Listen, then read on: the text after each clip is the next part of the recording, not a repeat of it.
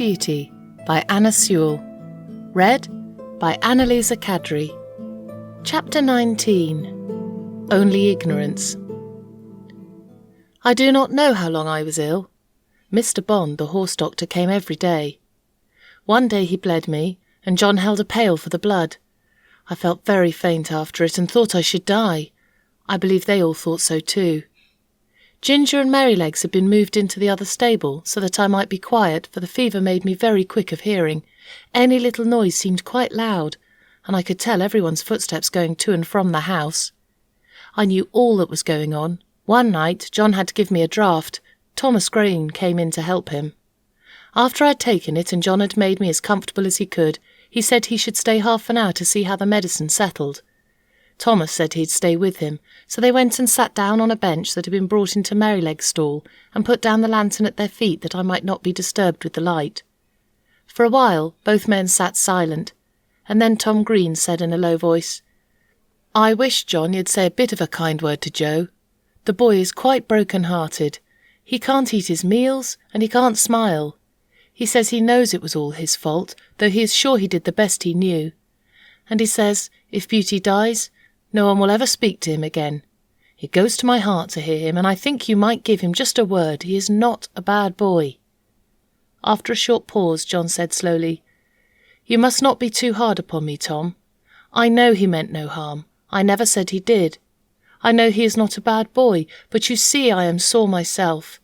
The horse is the pride of my heart, to say nothing of his being such a favourite with the master and mistress, and to think that his life may be flung away in this manner is more than I can bear. But if you think I am hard on the boy, I will try to give him a good word tomorrow. That is, I mean, if Beauty is better." "Well, John, thank you. I knew you did not wish to be too hard, and I am glad you see it was only ignorance." John's voice almost startled me as he answered, "Only ignorance? Only ignorance? How can you talk about only ignorance? Don't you know that ignorance is the worst thing in the world next to wickedness, and which does the most mischief heaven only knows? If people can say, 'Oh, I did not know, I did not mean any harm,' they think it's all right. I suppose Martha Mulwash did not mean to kill that baby when she dosed it with Dolby and soothing syrups, but she did kill it, and was tried for manslaughter."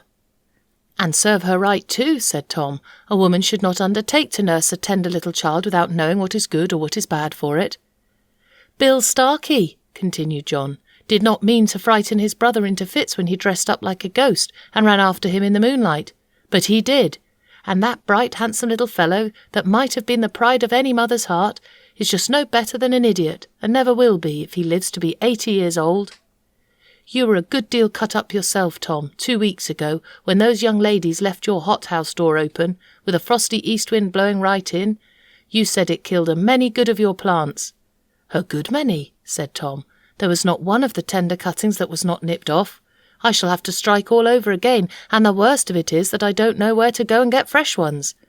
I was nearly mad when I came in and saw what was done." "And yet," said John, "I am sure the young ladies did not mean it. It was only ignorance." I heard no more of this conversation, for the medicine took effect and sent me to sleep, and in the morning I felt much better. But I often thought of John's words when I came to know more of the world. Chapter 20. Joe Green.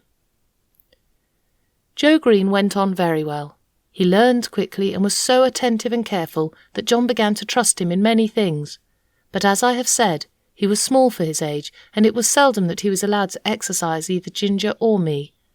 But it so happened one morning that John was out with Justice in the luggage cart, and the master wanted a note to be taken immediately to a gentleman's house about 3 miles distant, and sent his orders for Joe to saddle me and take it, adding the caution that he was to ride carefully. The note was delivered, and we were quietly returning till we came to the brickfield. Here we saw a cart heavily laden with bricks. The wheels had stuck fast in the stiff mud of some deep ruts, and the carter was shouting and flogging the 2 horses unmercifully. Joe pulled up. It was a sad sight. There were the 2 horses straining and struggling with all their might to drag the cart out, but they could not move it. The sweat steamed from the legs and flanks, their sides heaved, and every muscle was strained, whilst the man, fiercely pulling at the head of the forehorse, swore and lashed most brutally. "Hold hard," said Joe. "Don't go on flogging the horses like that.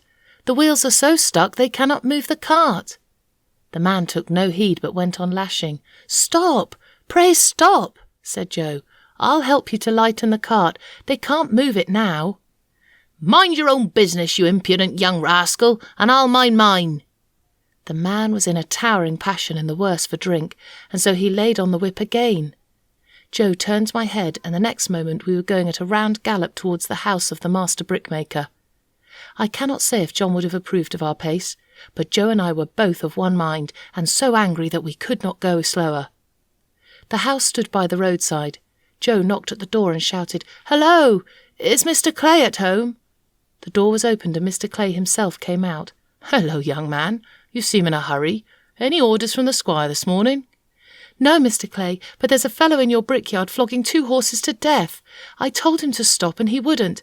I said I'd help him to lighten the cart and he wouldn't. So I've come to tell you. Pray, sir, go." Joe's voice shook with excitement. "Thank ye, my lad," said the man, running in for his hat. Then, pausing for a moment, "Will you give evidence of what you saw if I should bring the fellow up before a magistrate?" he asked. "That I will," said Joe, "and glad too." The man was gone, and we were on our way home at a smart trot.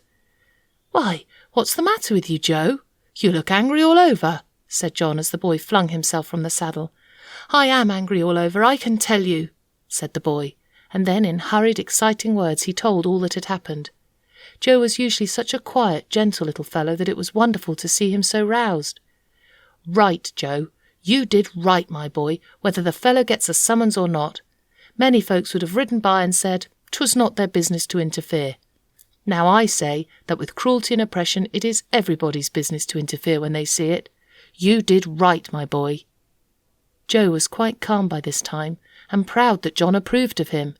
He cleaned out my feet and rubbed me down with a firmer hand than usual. They were just going home to dinner when the footman came down to the stable to say that Joe was wanted directly in master's private room. There was a man brought up for ill-using horses, and Joe's evidence was wanted. The boy flushed up to his forehead and his eyes sparkled. "They shall have it," said he. "Put yourself a bit straight," said John. Joe gave a pull at his necktie and a twitch at his jacket, and was off in a moment. Our master, being one of the county magistrates, cases were often brought to him to settle or say what should be done. In the stable we heard no more for some time, as it was the men's dinner hour. But when Joe came next into the stable, I saw he was in high spirits. He gave me a good-natured slap and said, "We won't see such things done, will we, old fellow?" We heard afterwards that he had given his evidence so clearly, and the horses were in such an exhausted state, bearing marks of such brutal usage, that the carter was committed to take his trial, and might possibly be sentenced to 2 or 3 months in prison. It was wonderful what a change had come over Joe. John laughed and said he'd grown an inch taller in that week, and I believe he had.